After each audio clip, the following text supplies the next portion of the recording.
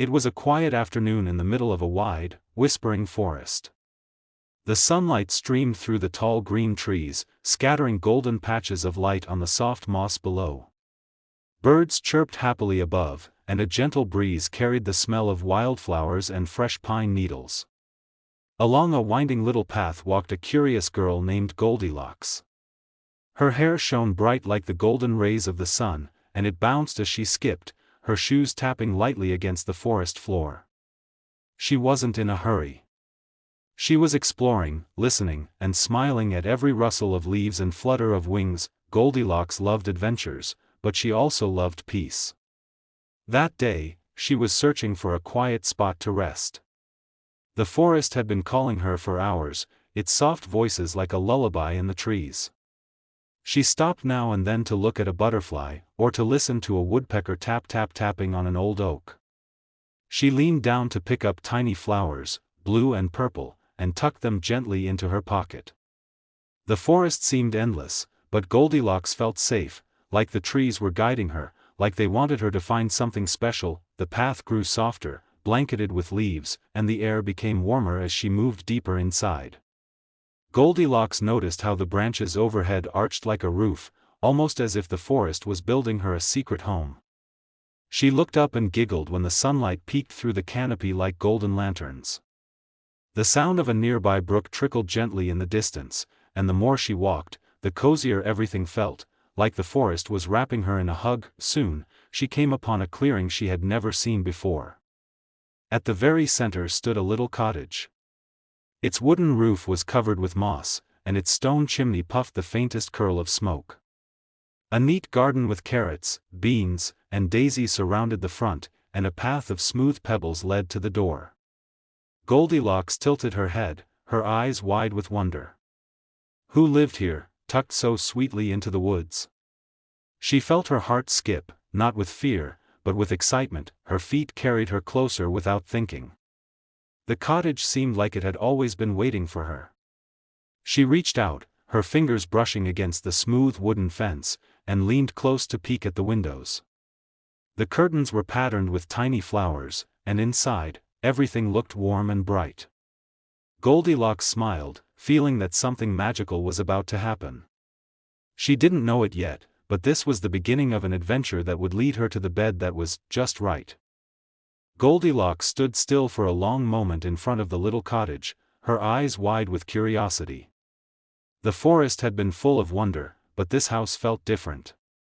It felt alive, like it was breathing softly in time with the trees. She placed her hand gently on the wooden gate, which swung open without a sound, as though it had been waiting for her all along. The air here smelled sweeter, filled with the faint scent of porridge and honey drifting through the open window. As she tiptoed closer, she noticed how everything about the cottage felt warm and welcoming. The windows glowed faintly golden from the sunlight that poured in, and the door was painted with simple swirls, as though someone had decorated it with love. A little bird perched on the edge of the roof and chirped at her, as if encouraging her to go inside. Goldilocks' heart beat faster with excitement. She loved discovering new places, and this one looked so cozy that she almost forgot she was a visitor. She reached the front door, and when she pressed her palm against the wood, she found it wasn't locked. The door creaked softly, not in a scary way, but in a sleepy, gentle way, like a yawning friend. Goldilocks leaned forward and whispered, "Hello? Is anyone home?" But no one answered. The cottage was quiet, except for the faint ticking of a clock somewhere inside and the cozy crackle of a fire in the hearth. With small careful steps, she entered the cottage. At once, the air inside wrapped around her like a blanket. The floor was polished wood, smooth and shining. Brightly woven rugs lay scattered across the room, their patterns telling stories of flowers, suns, and stars. On one side, a shelf was filled with jars of honey, oats, and herbs, and on the other, a rocking chair rested gently by the fire. Everything felt peaceful, almost too peaceful, like the house itself was taking a nap. In the very center of the room stood a wooden table with 3 bowls of steaming porridge. One bowl was very big, another was medium-sized, and the third was small and delicate, just the right size for Goldilocks herself. The steam curled upward in soft swirls, carrying the delicious smell that had drifted outside. Goldilocks' stomach gave a little rumble. She hadn't realized how hungry she was after her long walk. Her eyes twinkled with delight as she whispered to herself, maybe just a tiny taste.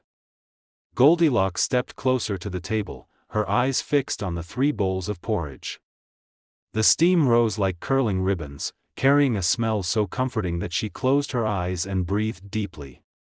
Her tummy gave another loud grumble, and she laughed quietly to herself. "Oh dear," she whispered, "I think I might be hungrier than I thought." She brushed her golden hair back from her face and leaned toward the biggest bowl. The largest bowl looked strong and heavy, almost as if it belonged to someone very big and tall. Goldilocks carefully picked up the spoon and dipped it into the porridge. She blew on it gently and took a taste. But as soon as the spoon touched her lips, she gasped. "Oh," she cried softly, her eyes widening. "Too hot. Far, far too hot." She set the spoon down quickly, fanning her mouth with her hand and giggling at herself. She turned to the medium-sized bowl next.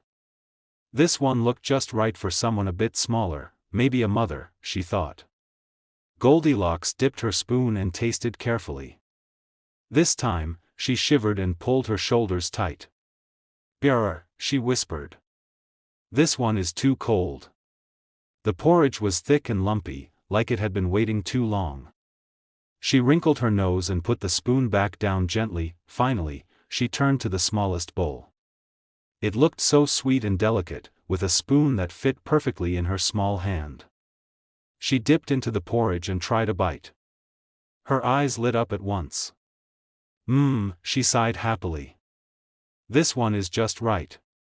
The warmth was perfect, not too hot and not too cold. The porridge was smooth, creamy, and comforting. Goldilocks felt cozy from her head to her toes with every spoonful. Before she knew it, she had eaten the entire bowl until it was completely empty. Goldilocks leaned back in her chair with a happy sigh, her tummy full and warm. She giggled and said, "That was wonderful. I didn't mean to finish it all, but oh my, it was just right." She rested her hands on her lap and looked around the cottage again. The fire glowed, the rugs felt soft beneath her feet, and everything seemed so safe and snug. But after a few moments, she began to feel a little sleepy. "Perhaps I should rest for just a while," she murmured, her eyelids fluttering as she thought about exploring more of this magical little home. After finishing the porridge, Goldilocks stood up and stretched, her tummy warm and full. She looked around the cottage again, noticing a corner she hadn't explored yet. There, by the flickering firelight, stood 3 chairs lined up in a row. Each was different, and each seemed to be waiting for her. "Oh," she whispered softly, clapping her hands together. "How lovely. Maybe if I sit for a while, I'll feel even cozier." The first chair was very big, made of dark polished wood, with strong arms and a tall back. Goldilocks climbed up carefully, her little feet dangling high above the floor. She wriggled and squirmed, trying to find a comfortable spot, but the chair was far too stiff. "Oh my," she said, sliding down quickly. "This chair is too hard." She gave it a little pat and moved to the next. The second chair was medium-sized, cushioned with soft fabric patterned in flowers. It looked so pretty that Goldilocks smiled before she even sat down. When she settled into it, the chair sank deeply, and she almost disappeared inside it. She wiggled and laughed as the cushion puffed around her, but soon she sighed. "Oh dear," she murmured, "this chair is too soft. I feel like I might sink forever." She scrambled back up with a giggle. Finally, she turned to the smallest chair. It was made of smooth wood, neatly polished, with a cushion that looked just right for someone her size. Goldilocks sat down, and at once, her face lit up. "Ah," she sighed happily. "This chair is just right." She leaned back with a smile, her feet touching the floor, her arms resting comfortably. She rocked side to side and laughed softly to herself, enjoying how perfectly the chair fit her. But just as she leaned forward to rest her elbows on her knees, she heard a sudden crack. the little chair wobbled and wiggled beneath her. "Oh no," she gasped, her eyes wide. Before she could jump up, the chair gave way with a little snap, and Goldilocks tumbled gently onto the rug. She sat there for a moment, blinking in surprise.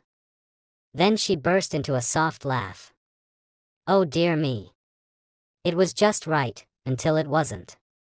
She brushed herself off, still giggling, and looked around the cottage once more.